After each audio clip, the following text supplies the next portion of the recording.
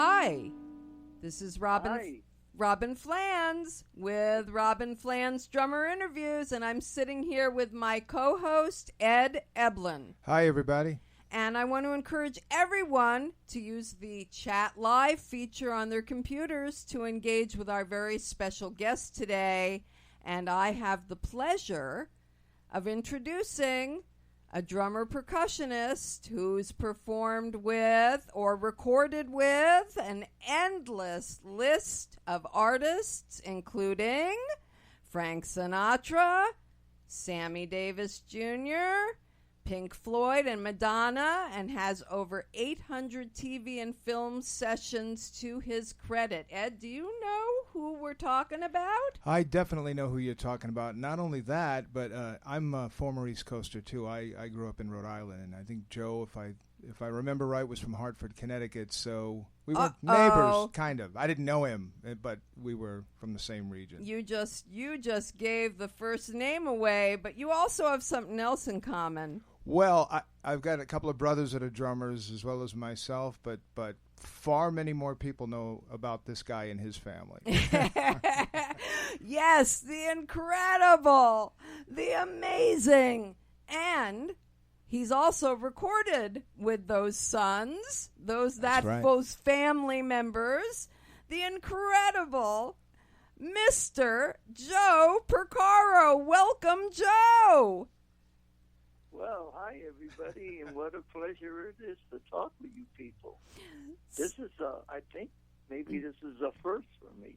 Oh, my gosh, Joe. Well, then I am so honored. I am so honored. So, I got to ask about that household. I mean, I've often thought about the chaos in the Porcaro household.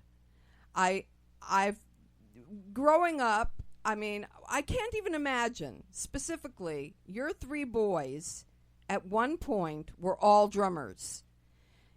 I want you to paint a picture of what it was like when all three of them might have wanted to play the drums, get on the kit, and make some noise. What the heck was it like in your house? Well, that has happened, Well, yeah. So I just want to know what it was like. These, they were young. What was it like in that house?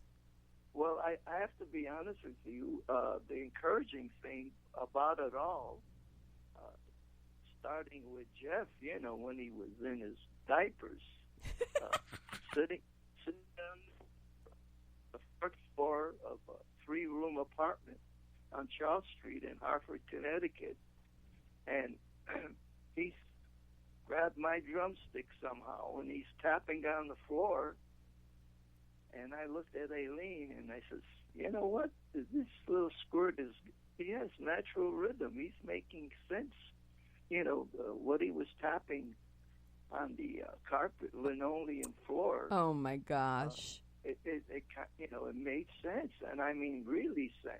I said, "Wow, I think we have a drummer here." Well, and you know what they on, say when those babies are inside the mama, and those daddies are playing drums somehow. They hear it. I guess so. I had a practice pad there. I used to sit. Still in the wintertime by the stove, practicing. Well, on a practice pad that my dad made for me. That's what I'm saying. Carpenter, and Jeffrey was trying to pick up what I was doing. That's what I'm saying. It was funny. The landlord lived right under us, and the hot and cold water pipes were coming up through each apartment's floor. And when Jeffrey started tapping away, he would bang on his pipes, keep quiet up there. and so Joe, when the other two started playing drums, because they did start on the drums, what the heck kind of craziness was going on in the house? Well, I got to tell you, when Mike Mike could play paradiddle so much faster than Jeff. You wouldn't believe it. He was another one. He was a natural, and he picked it up around the same time. Was born a year later, so they were very close. Right. He was born, a couple of years later. Right. So Steve didn't come into the picture, much later. But I was out at this is a true story. I was out at Seals and Croft doing some overdubs on percussion, and when I got through, Dash and I can't remember. Jimmy Sears was Jimmy. Yeah. They said, "Come on in, Joe. Let's." And Louis Shelton was, part of that gang out there, and he was actually the producer of this record I overdubbed on. And I said, "By the way," I says, "who's the drummer, man? What a nice groove. He was so easy to play with."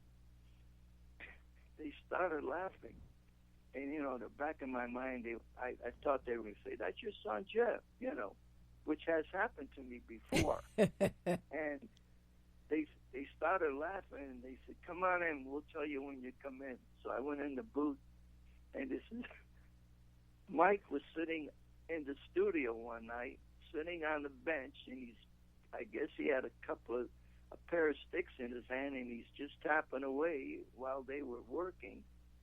And they asked Mike, they said, "We'd like to try drums on this track. Mike, come on, play some drums on this. Let's see what it sounds like." And wow. Do you know they recorded Mike on that track, and that was Mike playing drums. And you were overdubbing. And what a groove. So wait, so you were overdubbing to Mike? I was overdubbing percussion on a vocalist that they were producing out at Seals and Crofts Ranch out there, in San Fernando. And you were overdubbing to Mike. I was playing quite a bit of, percussion, vibes, and then I put on shakers. I think I even put on congas and stuff like that. But when I was playing shaker, I was saying to myself, "Lloyd, what a nice groove." Wow. It was so easy to play with. And it was Mike. Oh, my gosh. Did you believe that? Oh, my gosh. Okay, so Steve, wait. So, yeah, go ahead. Go ahead. No, go ahead. And No, Steve. I was going to say, Steve, he played percussion all through junior high school. He played timpani in high school. I remember, in the studio, he would, get in there and play the drums and tap on his, oh boy, another one. So did they fight over the drums? Did they fight over them? No, they didn't fight over them. Not really. I don't remember anything like that. The only thing I remember as far as them, arguing is when we moved to California. My wife tells this story all the time.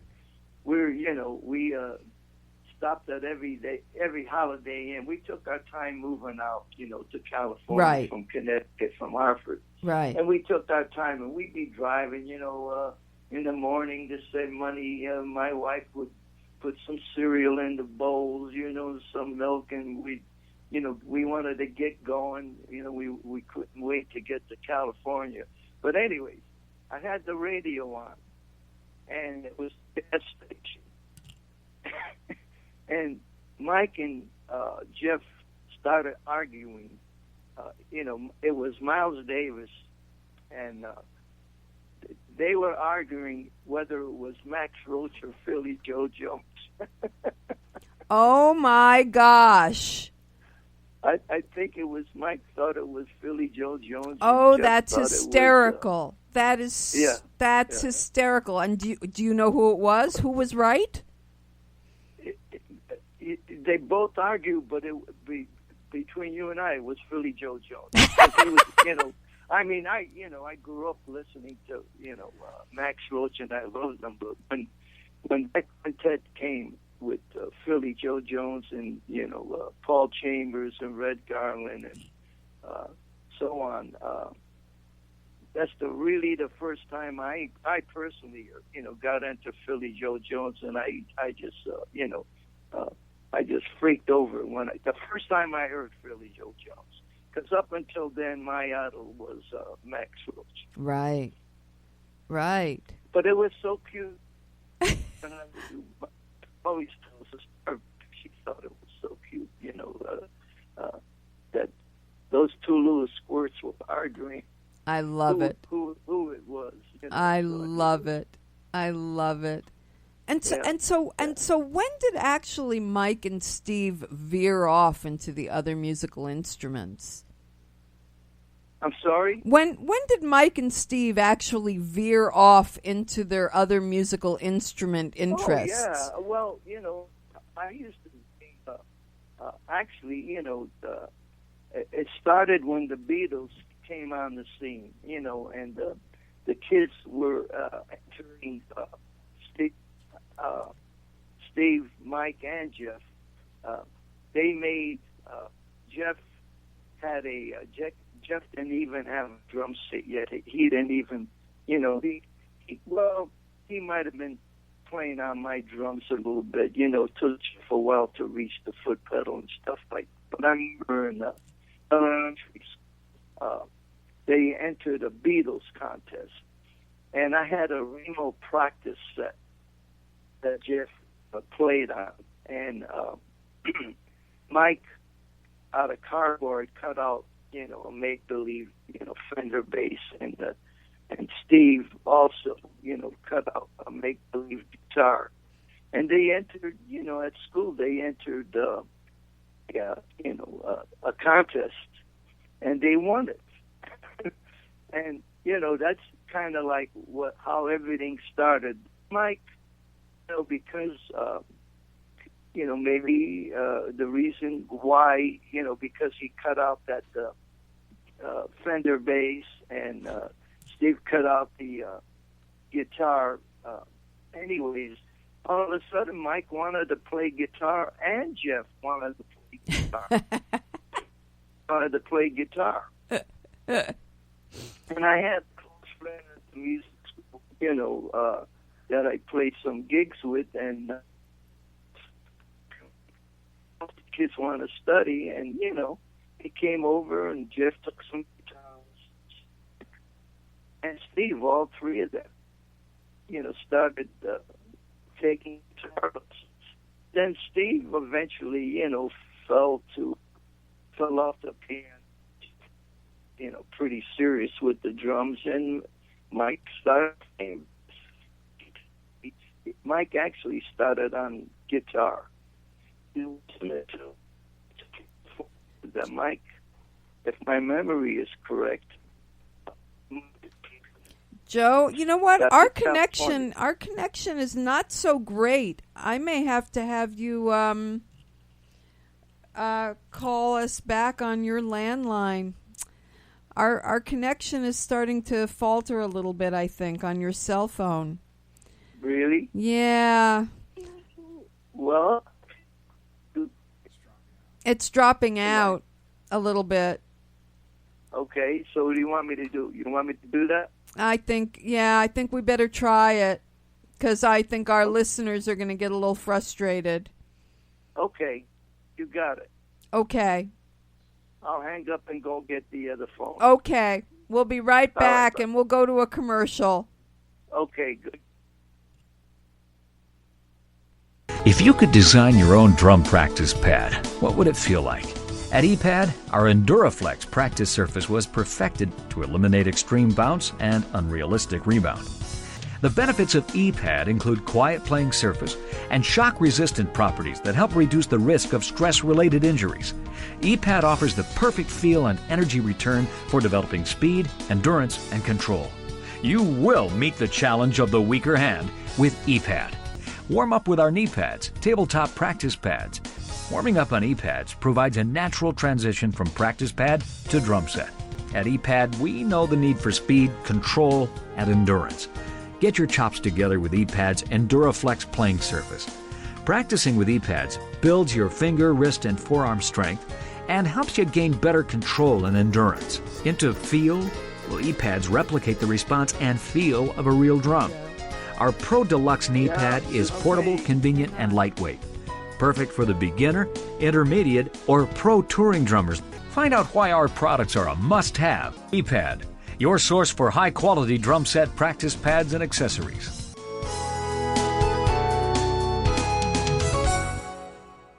We are back with Joe Porcaro, and hang on a second. Be sure to check those pads out at epadco.com. That's epadco.com.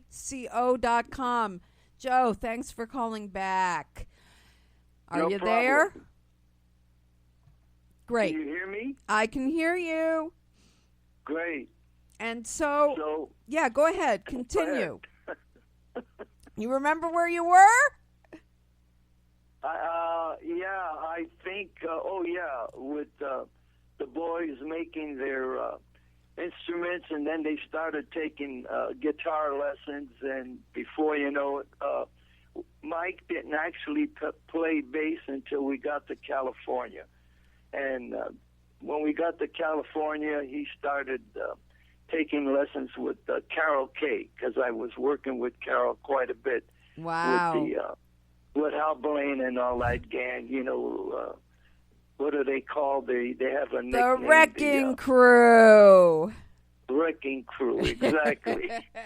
and so once everybody started on different instruments, were you guys were you ever playing together in the house? Was there ever time to do that?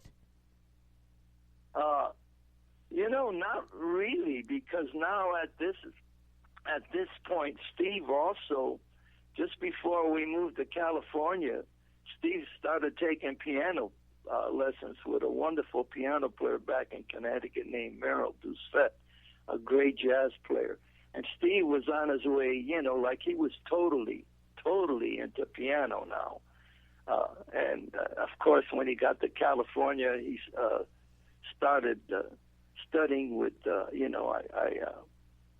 I'm trying to remember who the teachers were. A couple of teachers Steve had on piano, but Mike started studying upright bass with Morty Korb, a studio bass player. Mike was playing. He got into, he wanted to get into, playing the contrabass, and so I got him a great teacher, Morty Korb, and all through junior high and high school. Mike started, playing upright bass, and with Jeff, they played for the musicals at Grant High School, and so on. But Steve studied piano with Pete Robinson, a great, composer, piano player out here, and he had a couple of other teachers he was working with. And that's, then they were definitely off on their own. Jeff right. We moved to Burbank, and Jeff met some local kids from, Burbank High School. North Hollywood High. And that started, that's how it got going. Jeff met some guys, and he met, some players there. I'm trying to think, another great drummer, Kelly Shanahan. He met Dick Shanahan was one of my idols when I was growing up, Kelly's dad, and come to find out, it was wild. Here I was way back in Connecticut, Jeff's age, and listening to Dick Shanahan, and here we moved to California, and Jeff meets his son, who was a hell of a drummer, and Jeff learned so much from him. I remember Jeff used to come home, Dad, he'd be over at the Shanahan's house, and he'd be over there jamming with Kelly, he says, boy, this kid I met, he's played so many great grooves and licks and things, and he's got such great technique. And he was a big influence on Jeff, and of course, they befriended each other. Jeff, later Kelly got married and, had a beautiful daughter, and Jeff, I think Jeff was her godfather. Wow. But, and she kind of took to Jeff too, but that was a great relationship I'll never forget. I'm trying to think who the band leader was, but he used to be the. Oh God, I'm drawing a blank. He used to be the producers of the Carpenters, and he had a big band at A&M Records. Every Saturday, he used to have a Herb Alpert? rehearsal band. Not Herb Alpert. And do you remember his name, Robyn, by any chance? Not Herb Alpert. You're not talking about. No, they used his studio, but the gentleman I'm talking about was an arranger, piano player, but he was the Carpenters' producer. Boy. Jack Doherty. Oh, that's the name. okay, Jack Doherty. Jack Doherty, yeah.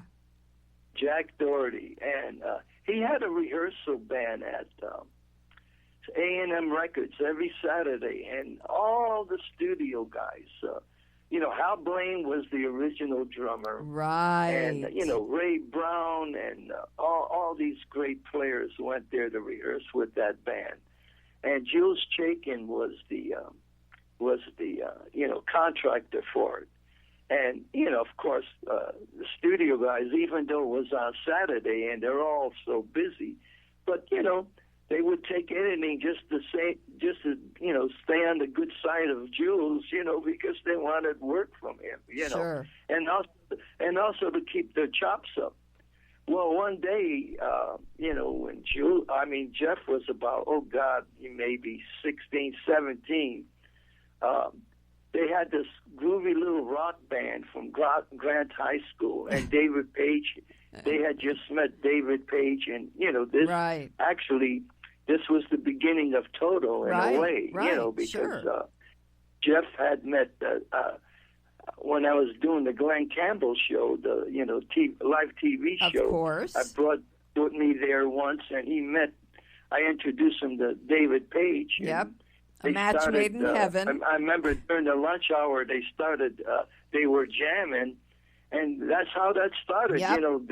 Jeff invited David Page over the house to the garage because, they used that band from Grant High School with Lukather and all the guys, David Page came over and he became part of that. Sure. And they were doing this gig on Halloween night at the Studio City Park.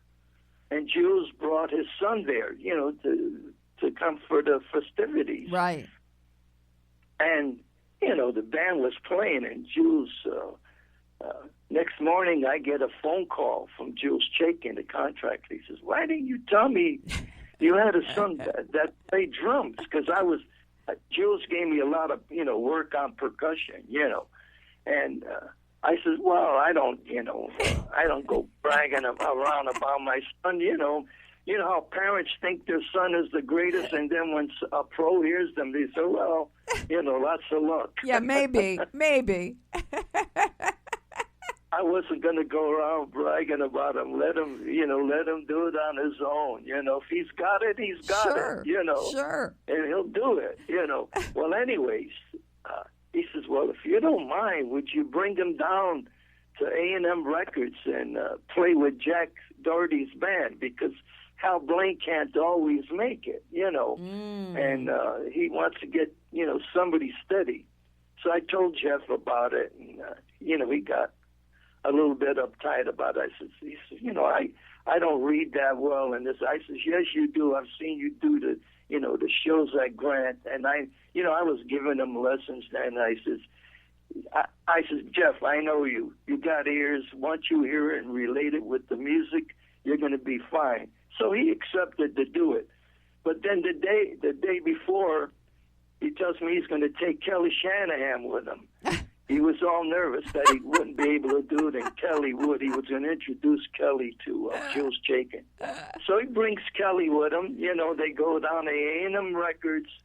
There's all these, Ray Brown. I'm trying to think of the Fender bass player. But anyways, Jules comes over and says, "Okay, come on." He wants to hear you play. And they used to record it. Jack Doherty had his own recording, studio up in his office upstairs. Well, Jeff says, "Look, I brought a friend of mine. Maybe you should hear him." Oh, my God. And Jules says, no. I told him about you. I heard about Kelly too, but he says he wants to hear you play. Well, it turns out that day that Jim Kellner was there also. Yes. And that started the love Jeff's affair. idol. Yes. He was freaking out that Jim was there. The love affair. Anyways, he did great, and him and Jim did a double. They decided it would be nice if Jim and Jeff would do a double drum track, on one of the tunes. So I think Jeff ended up doing 2 tunes on that album. Hal Blaine did some, John Guerin did. I think that was the story Jeff told me, that the day that he was supposed to go and record that track, he got to the studio and threw up walking into the studio. That your wife dropped him off at the studio, and before he went in, he barfed. Yep. He got that was Jeff. He didn't know what his. He didn't know actually.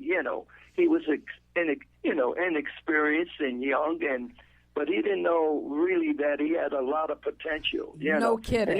And he was a much better reader and had technique better than he thought he had. Yep. He was like me. He got a little nervous all the time. Well, of course, and he was also his worst critic. So that was Jeff. So, I want to talk about a little bit about you for a minute. About who? You. Okay, You. So, you told me that when you first moved here in 1966, that your first big gig was a private party at Dean Martin's house. Right. And I want you to tell us about that private party and paint that picture for us. Well, I started doing some work for Marion Klein, and I was doing remember the TV show called I Dream of Jeannie? Oh yeah, Barbara Eden. And this was Columbia, Studios produced those shows. So I got to meet Irv Cotler, Frank Sinatra's drummer. Mm. And anyways, we hit it off, and he says, "Look, I need to take off." What's his name? Bill, Frank's pianist and conductor. I can't think of his last name. I know his first name was Bill. I'm drawing a blank again. But Bill Miller. So anyways, he says, Bill's got a gig with a quintet at Dean Martin's house. You want to do it? He says, I'm going to be hung. I says, sure. Casual and playing with Sinatra's conductor, and I'm trying to think who was in the band, but Bill Miller, of course, on piano, and I think it was Gene Chirico on bass, myself, and it was trumpet and tenor, and the trumpet player is Morty Harris, and the tenor player I think was Gene Cipriano, and anyways, it was a party at Dean Martin's house. And we got there, and he has, we started playing, and Jesus Christ, I'm sorry I said that. Oh, that's okay. You can say it. Go ahead, because why was that? Who was there? Speak that out. But anyways, I'm looking out, I'm right up front on the bandstand. They wanted the drums right up front. And I'm seeing all these famous actors and actresses. Of course, Sinatra was there, and he was going with Mia Farrow then, and Dean was there, and Sammy Davis, and Rosalind Russell, and oh my God, all these TV actors from the TV shows and so on. It was just, everybody was there, and Natalie Wood and every time she danced by, I had, one of my cymbals is more or less a cry cymbal. So, you don't have to hit it too hard to make it, ring and splash. And she kept dancing by me and always whacking on that cymbal. And after a while, it wasn't a joke anymore. She was a pain in you-know-what. But anyways, I came home and told my wife, who was there, and I'm calling my family back in Connecticut, and guess who I played for last night? I thought it was such a big deal, And it was a big deal. And could you even starstruck, Could you even foresee that in the future you would be recording with the lion's share of some of those icons? Yeah. Yeah. I mean, you went on to record for, of course, the chairman of the board, Frank Sinatra. Well, I ended up, doing, I did quite a few, they would have these specials, at, Sinatra, once a year would do a thing. This is after he married, his current latest wife, Barbara, in Palm Springs. Again, I went down and did some specials. There was one, Barbara had a benefit every year for abused children, and down in Palm Springs. So I did that a couple of years in a row, and the same thing. Sinatra and Dean Martin and Sammy Davis, they're all dressed in cowboy, outfits and with the guns and the whole thing, And, I did a bunch of benefits for them. I got involved, I guess, because of Earth Cotler started recommending me, how it goes out here. You do a date with somebody and they like what you did, and, you get along, and he started recommending me. And then from that, I went when Hubert Humphrey was going for president of the United States. This is way back, in the late 60s. I went with Frank and played drums for him in Minneapolis, and we played opposite Buddy Rich. Whoa! Buddy Rich's band. You can imagine how I felt about that, playing next to Buddy. Whoa! But anyways, he took key members. Frank's band. Bill took key members of. We went there with a bass player, Monty Budwig, myself on drums, and a trumpet player and a woodwind player. And we played with members from the, Minneapolis area. So, that's so doing that one gig, that one dance gig at Dean's house turned into all kinds of openings for me. Well, that's what happens. It can be a casual, and that's what it's about, exactly. Even though it's just a simple casual, it's amazing how things can grow from that, So, we have a couple of chat questions here for you, Joe, that came in off the internet here. And one of them is from North Hollywood, from a Rick Tanner. And he said that in many interviews, Jeff said, of course, that he was influenced by Jim Keltner and Jim Gordon. But can you, meaning you, Joe, give us some examples of other drummers that you may have told Jeff to check out, or records that you told Jeff to listen to, in terms of what the drummer was doing or what role they were playing in a particular song?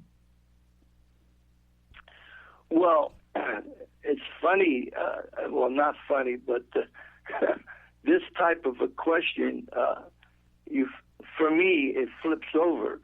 Jeff was telling me who to listen to. Because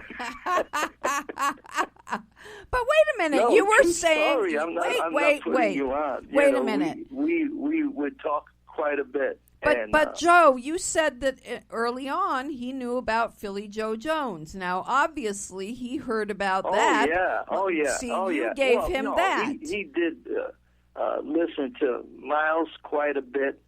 But that had to come from you. From day one, as far as feel, and the cymbal beat and all that. And I heard, one time what happened was, do you remember? Well, getting back to this gentleman's question, I taught Jeff, especially when we first moved to California. I had no work, and I hanging around the house all day. And after school, Jeff would come home, and he still, he was continuing our lessons from Connecticut. Mm-hmm. I gave him lessons. Sure. Every week would give him a lesson, and then during the week we would go over the lessons. And so we did a lot of practicing together. And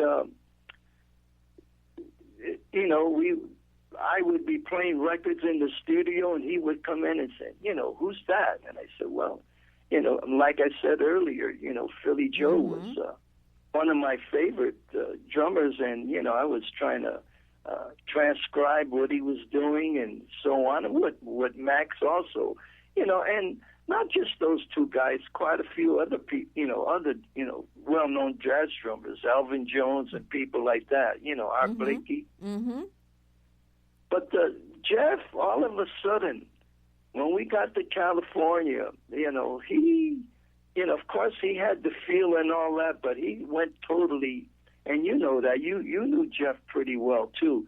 He totally went Jimi Hendrix. Totally. Yeah. I know. You couldn't talk, about anybody else but yep. just about, Yep. Jimi Hendrix. Sure. That his room was decorated. Everything was the aurora of Jimi Hendrix. Yep. But he had, Jeff had that from day one in the beginning. He had that jazz influence in him. If you remember some of the stories I talk about, is when we were home at night and Jeff was in the crib. This is a true story. And I'd be playing Miles Davis. There was a record called Bags Groove, and there was a tune on there called Bags Groove. Of course. And I played, that rhythm section was cooking so beautifully, and I'd play that record every night. And one night, my wife and I are laying in bed, and I'm playing that record, and I hear do-do-do, do-do-dee-do-do-do-do. He was singing Miles Davis's chorus, his ad-lib chorus. It freaked me out. And he was what? How old? By himself, he was singing along with the record. Not note for note, but pretty damn close. And when we did a record with David Garfield, tribute to Jeff, album, and I told him that story. Well, we did Bags Groove, and David wrote out Miles's chorus that Jeff sang just to dedicate it to Jeff on that album. That's why we played that tune on that album. Right. Dave Garfield, when I told him that story, he says, I gotta transcribe that song. We gotta play it. So the whole band played it. But I mean, so and if you listen to Jeff's playing, and there's a thing on YouTube, a record that Garfield, Jeff, and Mike did. You could hear it, and you listen to Jeff's groove on the hi-hat, and he's actually playing the jazz cymbal beat, but he had such a lope to it, such a groove, and that was a big thing with him.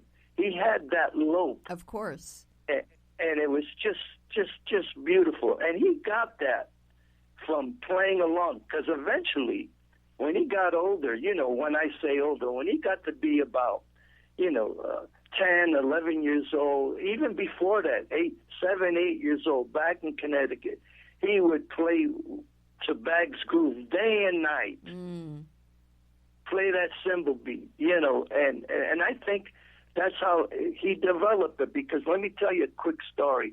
When when they had that garage band, and the kids were all going to Grant High School, and Paige, and Luke used to come over and all that. They formed like a quintet, and during that time, every summer there was a battle of the bands going on at the Hollywood Bowl. Right.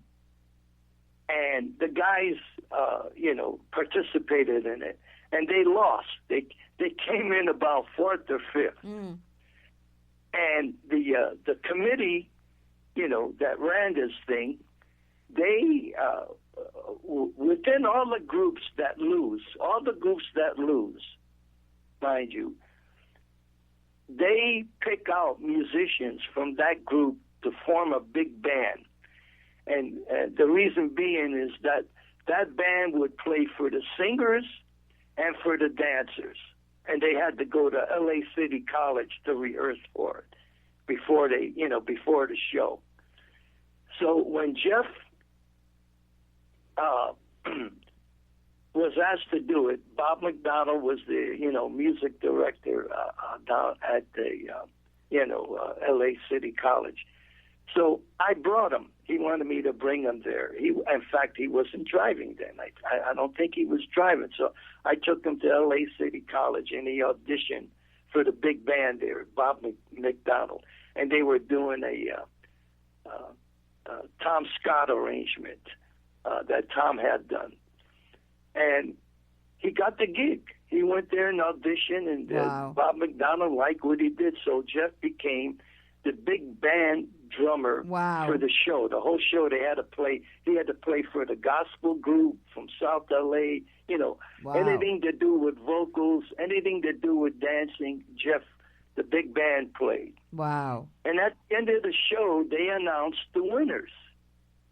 And then the, MC at the closing end of it. And now, mind you, Claire Fisher, Henry Mancini, I think, Lalo Schifrin, they're the judges. They were in the audience, okay?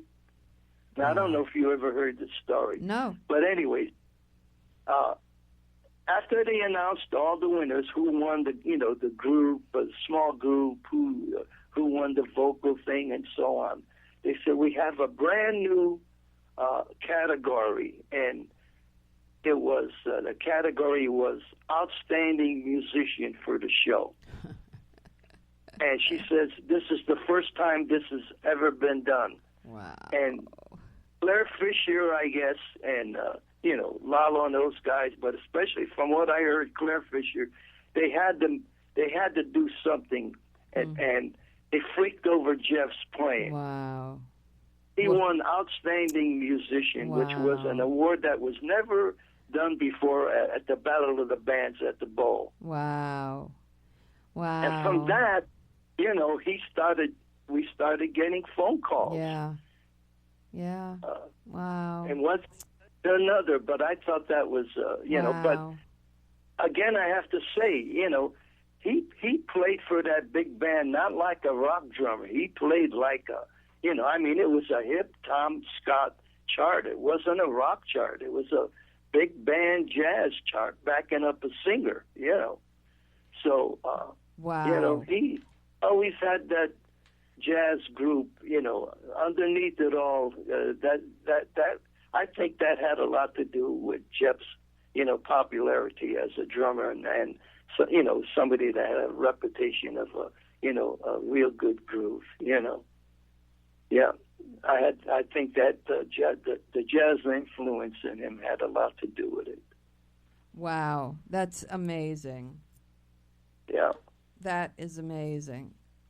So, I thought I'd tell you that story. That's just amazing. We were very proud of that. Well, and then, he went to a Stan Kenton clinic, too. And Stan's, I can't remember his name. He's had so many drummers, but Jeff and Mike went to out in Riverside, that well-known college out there that features jazz. I don't know the name of it right now. I can't think of it, but they were known. Every summer they had a big, big jazz clinic, and it was known as the Stan Kenton Jazz Clinic. Oh, yeah. His drummer was, Stan's band was there, and the kids studied with different guys in the band, and Jeff studied with his drummer at the time. I can't think of his name right now, and he and Jeff got along incredible. And I did a PAS show one year. Aileen and I went to Columbus, Ohio for the Percussion Arts Society show, and this drummer was there playing at the hotel for jam session every night. And we talked, and he reflected on that spending that week with Jeff in Riverside, and he knew right away that this kid is going to go places. Well, that's no surprise, Joe. You know what? We got to get a word from our sponsor, and we're going to be right back with more from Joe Porcaro. Hang on. Hi, this is Robyn Flans from Robyn Flans Drummer Interviews. Please be sure to check out RobynFlansDrummerInterviews.com, where you can find some of my classic interviews, such as Jeff Porcaro, Vinnie Colaiuta, Ringo Starr, and Carlos Vega, and many, many more. Again, that's RobynFlansDrummerInterviews.com. And we are back, and I'd like to tell everyone to share those interviews. They're free.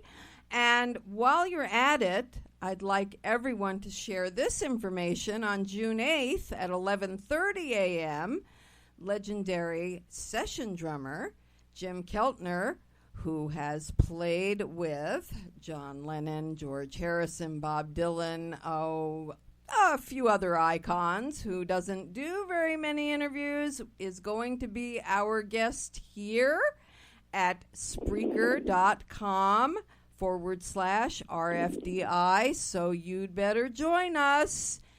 And we are now back with Joe Porcaro. So, Joe, I wanted to ask you about recording with Toto. Right. You told me once how much you loved it, but you also told me that Jeff was a little bit of a taskmaster while he was producing you in the studio. Right. Yeah, what would happen is, I before Simon, back when Jeff was playing with them, and with Boss Gags, I think I played on almost every one of their records, and I think you were telling me that it was while you were doing Africa overdubs that Jeff was kind of tough on you. Was that every session he was rough on me? And why is that? It got to a point where he would tell the guys, and I think they sensed it, because when it was time for me to overdub, Luke and everybody, Paige, they would all leave the booth.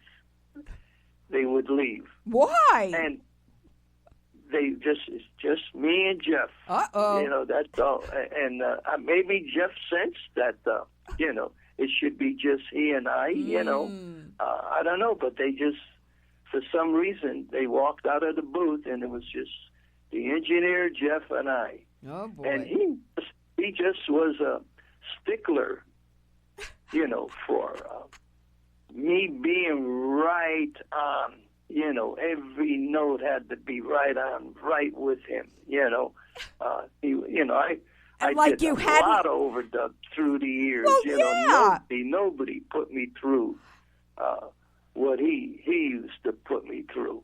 And I don't mean him, I don't mean in the way that, come on, get with it, or, anything like that. He just, he says, we're cool, Dad, let's take it from so-and-so, and just, in this measure, watch out, this and this and that, and so on, and that's like I remember Jake to the Bone, the thing in 7.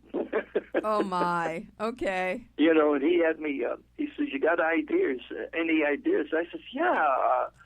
I says, I'm thinking triangles. He says, triangles? I says, yeah, let me put up about 4 or 5 triangles, and we'll put them on a towel.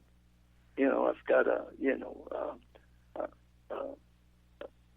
table, to put some of the instruments on. So I put 5 triangles on a pretty heavy towel, and with the metal beater, and the towel kind of muffled the triangles. So there was instead of how a triangle really rings out, the towel kind of muffled them. And of course, it was all different pitches, So I had a ball. I came up with a pattern in 7, and I got the form, and I would, even with my pattern that I was playing, I would kind of, punctuate the form and things like that. And he kind of, all of a sudden, at first, when he said, "Why triangles?" He kind of questioned it. But once he heard it, he says, "Dad, that's pretty hip. So let's go with it." So, but of course, being in 7, and which I know 7 pretty well. With Emil Richards, we've done so much of that. Of and I did so much of that with Don Ellis's band. But again, every note had to be right with him. So that that's all there was to it. I mean, I shouldn't say that's all there is to it. But he just was such a stickler about being right on, which is, quite a task to overdub something in 7 and really be locked into him, and that's what he wanted. He wanted me to lock into him. Right. Well, there was never any words said, or, Of course. I was cool with it, to tell you the truth, it didn't bug me one bit, and he knew that, too. But what a trip to be, doing that for your... I made him feel, oh, geez, I'm getting on my dad, because we weren't thinking father and son, we're thinking I'm there to, do my job and please him, Of course. And that's what it was about. Of course. And, then after he was satisfied, he called Luke and Paige in, and those guys especially, well, not especially, but Paige is such a stickler for time also, A lot of people don't know David Paige in the beginning was a drummer. He wanted to, play drums in the worst way, and I guess his dad talked him into, folks talked him into taking up the piano, but I'm almost sure on the Glenn Campbell show, he told me he had a set of drums. Wow. Interesting, huh? So yeah. So okay. So let's. So I felt,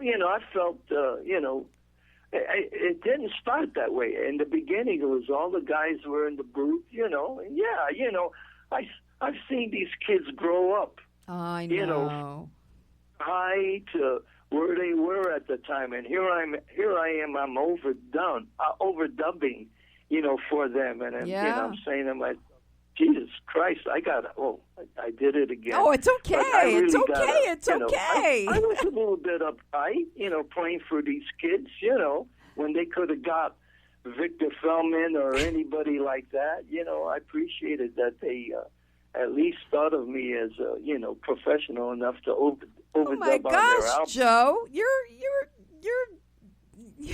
an icon. I mean, don't be ridiculous. To them, you're at the top of the game. So, I mean, it goes both ways. I mean, they're in your presence as well. So, well, it was between you and I and everybody else. It was such an honor, and what an experience. Just to see these kids as teenagers and then grow up, and now they're all fathers and grandfathers. Yeah, wow, what a trip. It's amazing, it was an amazing trip, and sad at times, too. I know, but, I know that. It's life, I know that. And so, rather than walk down that road, let's talk about a few of the personal highlights. What have been some of the highlights? Well, like I said, for me, probably the first one was, Jeff, being voted outstanding musician at the Bow, and the other, of course, was when I was in the orchestra playing, percussion when it happened, but was the Grammy Awards in in the 70s when they won 7 awards, and I was just flabbergasted. I was so proud of them. That was so incredible, and of course, I was proud of them. All 3 of them as becoming fathers and having a family, and just great guys, incredible guys. I cherish every moment I had with them. And still today with Steve. Of course. And for me,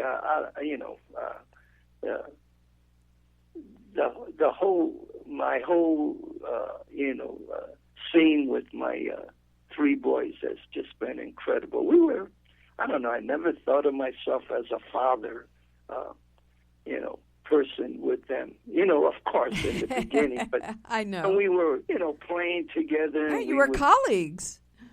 Yeah, they were my, I don't know, maybe I'm being corny, but we were just like, we could talk. We were friends. We were buddies. We looked out for each other. So, it's been great. It was great. It's, we've had some incredible, very proud moments, and, we had some sad moments, But, those are the cards me and my wife were dealt, and, we've had some good hands and we've had some unfortunate hands. So I know that you're still playing, Joe. I mean, you do play around town. I've seen on occasion that you and Emil and of course you still teach at Lama. Yeah, I'm still at Lama. I do the jazz drum department there. Ralph and I help write the jazz and the sight reading, courses there. Yeah, I'm still doing it. I love it. I'm not driving there anymore. I take Uber because I'm a little leery about driving. Because it's a long day. They got me working from 9 in the morning till 4:30. Wow. So I take Uber home. I take it there and home, and I can relax. That's good. But I love working. We get these kids from all over the world, and it's just a joy, to see a kid come in there. Like we just had one girl come from China, and unfortunately she got hurt and she had to leave. But it took 3 months, a quarter, but she didn't know a note of jazz when she got there. Wow. Didn't even know what it is. She came thinking she was going to be a rock drummer. Wow. She was forced to take, jazz. And at the end of 3 months, just before she left, she played, we have what we call EW, ensemble workshop. And we were playing Straight No Chaser, Miles's tune. And she played, and I could not believe what I was hearing. Wow. After the 3 months. I mean, don't get me wrong, she's got a long way to go, but it was just unbelievable that somebody never played any jazz, and she was, punctuating the form. She knew what she was all the time, and it's just, she had a really nice cymbal time, it was unbelievable. And that does me so much good. I can't, sometimes I can't even describe it, it's just unbelievable when I see something like that happen. That's fantastic. So, it does me, I'm in a retirement home and all this and that, and I love it here. I'm having a ball here and all that, but still I need to be involved with Well, of course. Music. Of course. You got to keep, that keeps you young and it keeps you alive and young and of course, you still have your beautiful wife who is wonderful and and I adore you, Joe, and I want to thank you. Well, I've always tried to myself, do my thing. And I hey, am. by the way, Yeah. they're going to honor me this year, my 20th year at L.A. College of Music. Oh my goodness! When they're is gonna honor that? me in September. Yeah, September. I just found out about it. Okay. They weren't supposed to tell me, but something always leaks out. Well, okay. Well, September when? Do we know? It's in September sometime. Okay. I don't have I think there is a date. I think in the back of my mind it's September 20th, I think. Okay. All right. Good to know. Well, we'll have to keep up on that. And so we're winding down, but I want to tell you how much I really appreciate your doing this with me today, Joe, and how much I adore you, and I've loved just having a relationship that goes back for eons with you. So I want everybody to just give it up for Joe Porcaro. Okay. And thank you, everyone, for tuning in. And I want everybody to make sure to check out my website at robynflansdrummerinterviews.com, where you can download audio interviews with some of the greatest drummers on the planet, including Jeff Porcaro. And please check out ePad practice pads at epadco.com. And if you have any questions for me or about the show and our guests, please email us at info@robynflansdrummerinterviews.com. And thank you again, Joe, and thanks everyone for listening. Jamie and Taylor in New York, Ed and I send special thanks. And don't forget, on June 8th at 11:30 a.m., we have on board Jim Keltner, friend of the Porcaros. And don't want to miss that. Nobody wants to miss that. So tune in to Spreaker.com/RFDI, and we will see everybody then.